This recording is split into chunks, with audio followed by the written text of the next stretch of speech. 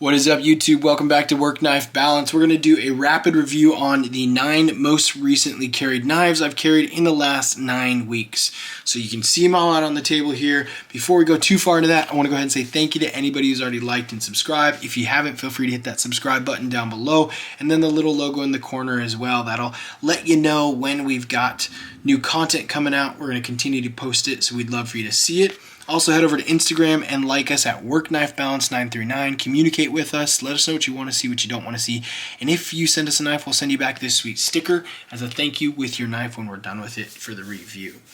Without further ado, let's go ahead and dive into this. We're going to do a rapid review. I'm going to try and keep these 9 knives under 9 minutes. We're already 45 seconds in, so we've lost the time for 1 minute per knife. Starting off on the left over here, we've got the Kunwu X Tau. This is the X Tau in the carbon fiber version. This is one of my favorites. It comes in LMAX steel. This is from First Production Kunwu. Kunwu has one of the absolute best bar locks in my opinion.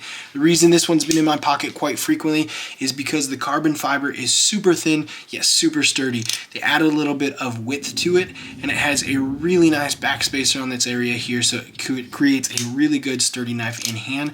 That bar lock is phenomenal. You can reverse flick it out as well, thumb flick it, or if you want, you can do the bar lock flick by dropping these and opening it up. Moving on, next we have got the Kunwu Tau Compact. So as this one is a bar lock, this is a frame lock. This is marketed after Kunwu's Tau, which is their original Tau. And they made a Tau and a mini Tau, and then they came out with the Compact Tau. Compact Tau is absolutely my favorite size and probably one of my favorite Kunwus. It's definitely in the top 5 of my collection of knives. I love the size, I love the LMAX steel, I love the action on it. It's fantastic. So this is by far one of my favorite knives and will be on almost every single carry video that you see me do because I carry this one more frequently than probably any other knife in my collection. That being said, you'd think it was my favorite knife, but it's not. My favorite knife is further in this video. So, it's definitely top 3 though. Moving to the next knife, and these are in no particular order. They're just as I've carried them the most frequently. So, it's not I've carried this one most and these least, it's just these are the ones I've carried the most so far. Moving on next, we've got the Mignon Carix M390 steel, modified sheep's foot, modified Warncliffe, whatever you want to call it here, with a blasted finish to it.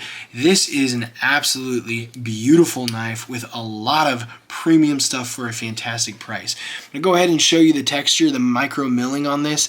This thing is amazing. Mignon is doing some really good stuff. This is one of my favorite Mignons to date.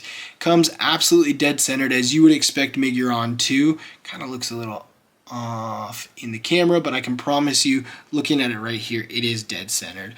Then you've got the Spidey flip that you can do, as well as a big front flip, or you can flip around your front flip with that pointer finger there.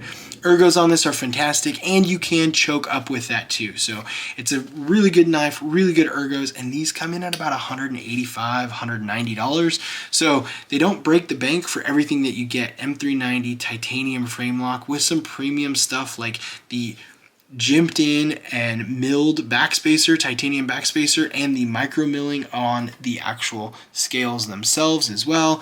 It's a fantastic knife. We will go ahead and try and post as many links down below as we can for these knives, so just bear with us as we try and bust through this. We're almost halfway through and not halfway through the knives.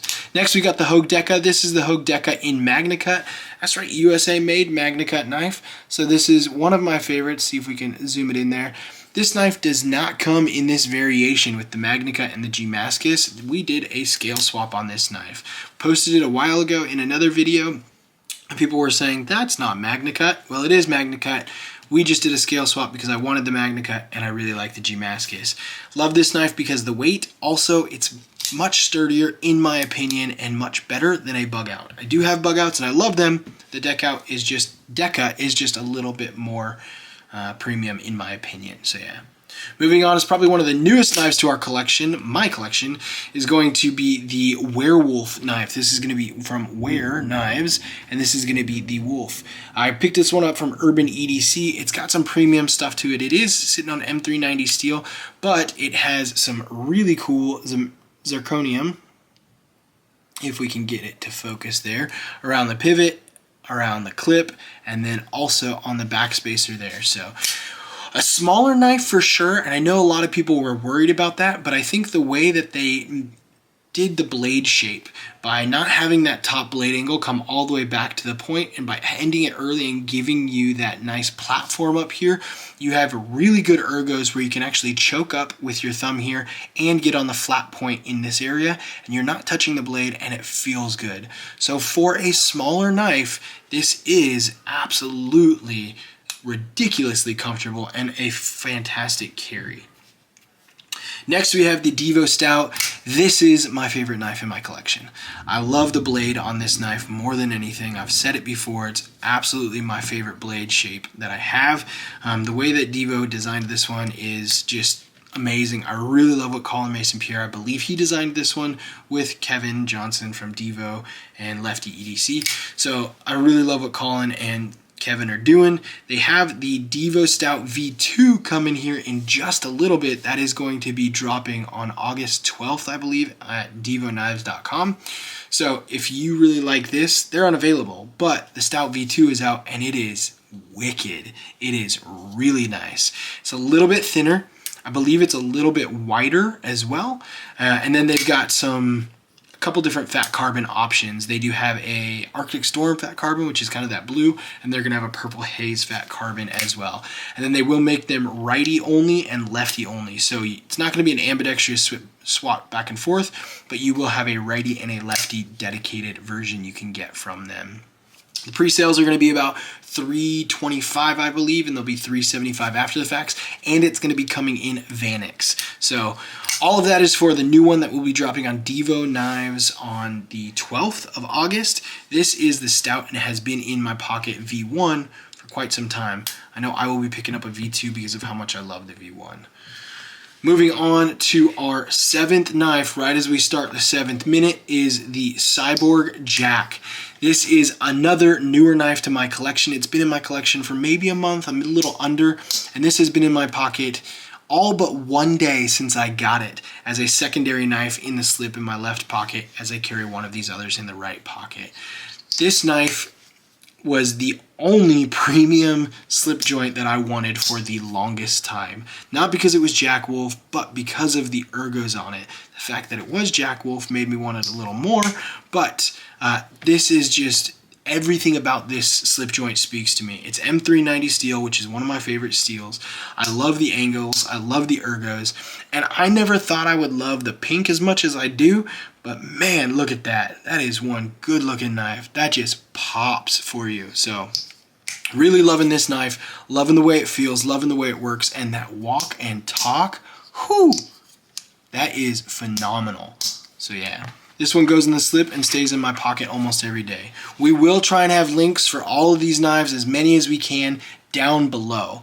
Next, we're moving on to the Rango knife. This is going to be our prototype knife that we have. We'll be Kickstartering here in about a month, we're hoping. We're still getting final details to it, but these have been in my pocket quite a bit to variations. This is going to be the G10 variation of the Rango knife. It's going to be G10 14C28 steel with nested liner locks in there.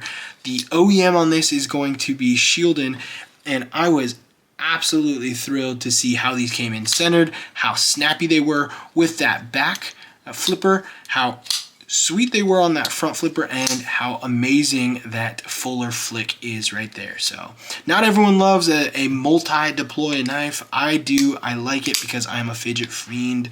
I like being able to do a lot of things with my knife. I am biased because it's my knife, obviously, but I really love this. The ergos on it are fantastic.